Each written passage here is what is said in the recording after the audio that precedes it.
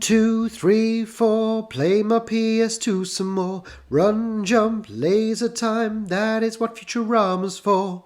Hello, I'm Belt Buckle Bill, and here are my thoughts on a video game.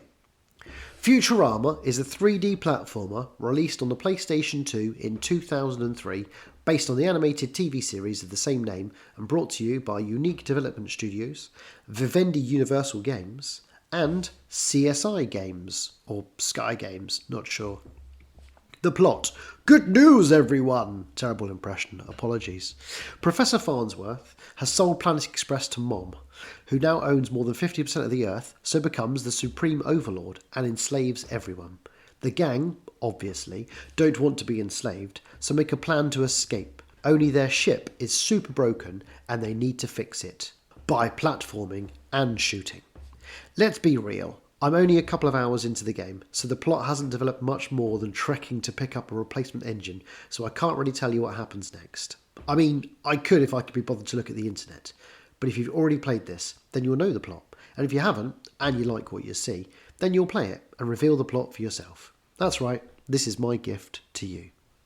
In the first 4 stages, you take control of Fry. Stage 1 is set in Planet Express, where you have to explore the premises and find Professor Farnsworth's tools. Stage 2 has you trawling the sewers beneath the city.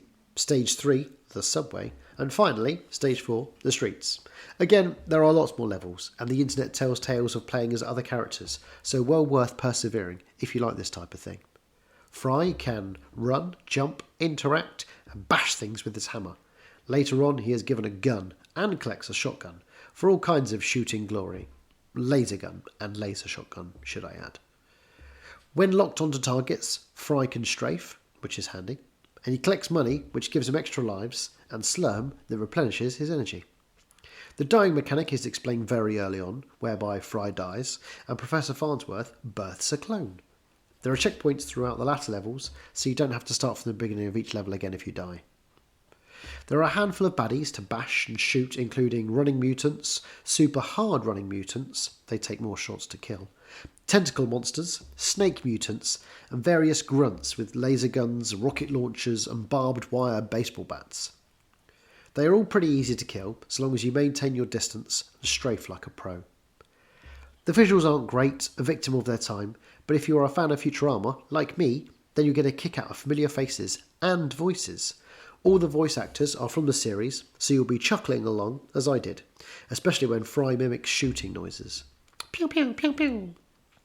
The level designs are interesting, with lots to look at and interact with along the way. The sounds are cool, not just the voices, but explosions, lasers and death screams galore.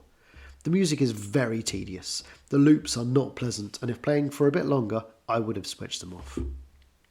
Would I play it again? No.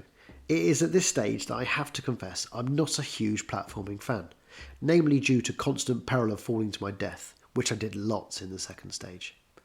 Would I tell my younger self to play it? Probably. I would have had a lot more time and patience back then. Would I recommend it to a friend?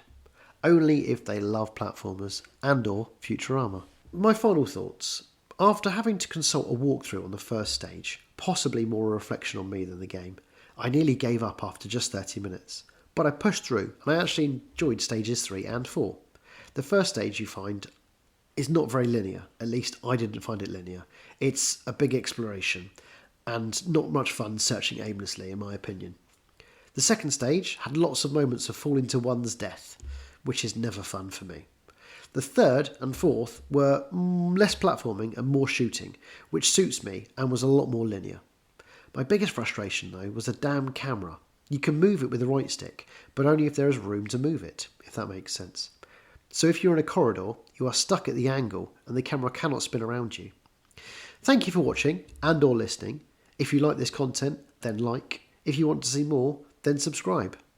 Game over, man! Game over!